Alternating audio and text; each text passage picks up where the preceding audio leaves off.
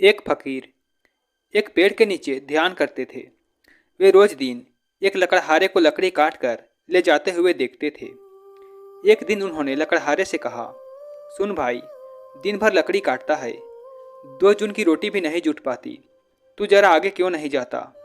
वहाँ आगे चंदन का जंगल है। एक दिन काटेगा और 7 दिन तक खाने के लिए काफी हो जाएगा। गरीब लकड़हारे को विश्वास नहीं हुआ, क्योंकि वह तो सोचता था कि जंगल को जितना वह जानता है उससे अधिक और कौन जानेगा। जंगल में लकड़ियां काटते काटते ही तो जिंदगी बीत गई और यह फकीर यहाँ बैठा रहता है वृक्ष के नीचे। इसको क्या पता होगा जंगल के बारे में। मानने का तो उसका मन नहीं किया, लेकिन फिर सोचा कि हर्ज क्या है, कौन जाने ठीक ही कह रहा हो, फिर झूठ कहेगा भी क्यों। शांत आदमी मालूम पड़ता है। इसे पहले कभी बोला भी नहीं। एक बार प्रयोग करके देख लेने में क्या जाता है। फकीर की बातों पर विश्वास करके वह आगे गया और जब वापस लौटा तो फकीर के चरणों में सिर रखा और कहा कि मुझे क्षमा करना, मेरे मन में बड़ा संदेह आया था, क्योंकि मैं तो सोचता था कि मुझसे ज़्यादा जंगल के बारे में कौन जानेगा। मगर मुझे चंदन की पहचान ही नहीं थी। मेरा बाप भी लकड़हारा था और मेरा दादा भी लकड़हारा था। हम यही जलाऊ लकड़ियाँ काटते काटते जिंदगी बिताते रहे। हमें चंदन का पता भी क्या, चंदन की पहचान क्या। हमें तो चंदन मिल भी जाता तो भी हम काट कर उसे बेच आते बाजार में, ऐसे ही लकड़ी के दाम पर। तुमने मुझे चंदन की पहचान बताई, तुम्ही ने परख दी। मैं भी कैसा अभागा हूँ, काश पहले पता चल जाता। फकीर ने कहा, कोई फिक्र न करो, जब पता चला तभी जल्दी है, जब जागा तभी सवेरा है। फिर उस लकड़हारे का दिन बड़े मजे में कटने लगा। एक दिन काट लेता और एक सप्ताह तक बड़े आराम से रहता। एक दिन काट लेता, फिर 10 दिन जंगल आने की जरूरत ही नहीं रहती। एक दिन फकीर ने कहा, मेरे भाई, मैं सोचता था कि तुम्हें कुछ अकल आएगी। जिंदगी भर तुम लकड़ियां काटते रहे, उससे आगे नहीं गए। तुम्हें कभी यह सवाल नहीं उठा कि इस चंदन के आगे भी कुछ हो सकता है।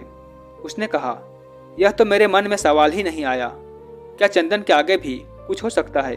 उस फकीर ने कहा, चंदन के जरा आगे जाओ तो वहाँ चांदी की खदान है। लकड़ियाँ काटना छोड़ो, एक दिन ले जाओगे और 4-6 महीने के लिए हो जाएगा। अब तो वह फकीर पर भरोसा करने लगा था। बिना संदेह किए आगे भागा। वह मन ही मन सोचता जा रहा था कि अगर चांदी हाथ लग जाए तो कहना ही क्या। और सचमुच वैसा ही हुआ। वह आगे गया तो आगे चांदी ही चांदी थी। वह चांदी लेकर घर गया और 4-6 महीने के लिए आराम हो जाता। एक दिन आता, फिर 4-6 महीने के लिए आराम हो जाता। लेकिन आदमी का मन ऐसा मूड है कि फिर भी उसे ख्याल नहीं आया कि और आगे कुछ हो सकता है। फकीर ने एक दिन कहा, तुम कभी जागोगे कि नहीं, कि मुझे ही तुम्हें जगाना पड़ेगा? आगे सोने की खदान है मूर्ख। तुझे खुद अपनी तरफ से सवाल जिज्ञासा नहीं करनी। अब 6 महीने मस्त पड़ा रहता है, घर में कुछ काम भी नहीं है, फुर्सत है, जरा जंगल में आगे जाकर देखूं, यह ख्याल तेरे मन में नहीं आता। उसने कहा, मैं मंद बुद्धि हूँ, मुझे यह ख्याल ही नहीं आया। मैं तो समझा चांदी बस आखिरी बात हो गई, अब और क्या होगा। गरीब ने तो कभी सोना देखा ही नहीं। फकीर ने कहा, थोड़ा और आगे जाना, वहाँ सोने की खदान है। और ऐसे कहानी चलती है। फिर और आगे हीरो की खदान है और ऐसे कहानी चलती है। और एक दिन फकीर ने कहा, ना समझ, तू हीरो पर ही रुक गया। अब तो उस लकड़हारे को भी बड़ी अकड़ आ गई। बड़ा धनी भी हो गया था, महल खड़े कर लिए थे। उसने कहा, अब छोड़ो, अब तुम मुझे परेशान न करो। अब हीरो के भी आगे क्या हो सकता है? उस फकीर ने कहा, हीरो के आगे मैं हूँ। तुझे यह कभी ख्याल नहीं आया कि यह आदमी मस्त यहाँ बैठा है, जिसे पता है हीरो की खदान का वह हीरे नहीं भर रहा है। इसको जरूर कुछ आगे और मिल गया होगा, हीरो से भी आगे इसके पास कुछ होगा। तुझे कभी यह सवाल नहीं उठा। वह आदमी रोने लगा, फकीर के चरणों में सिर पटक दिया, कहा कि मैं कैसा मूड हूँ, मुझे यह सवाल नहीं आता। तुम जब बताते हो तब मुझे याद आता है।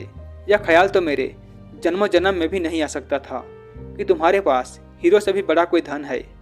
फकीर ने कहा, उसी धन का नाम ध्यान है। अब खूब तेरे पास धन है, अब धन की कोई ज़रूरत नहीं। अब जरा अपने भीतर की खदान खोद जो सबसे आगे है।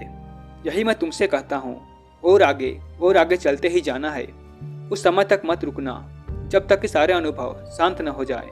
परमात्मा का अनुभव भी जब तक होता रहे, समझना अद्वैत मौजूद है। दत्य मौजूद है, देखने वाला और दृश्य मौजूद है। जब वह अनुभव ही चला जाता है तब निर्विकल्प समाधि, तब सिर्फ दृश्य नहीं बचा, न दृष्टा बचा, कोई भी नहीं बचा। एक सन्नाटा है, एक शून्य है, और शून्य में जलता है बोध का दिया।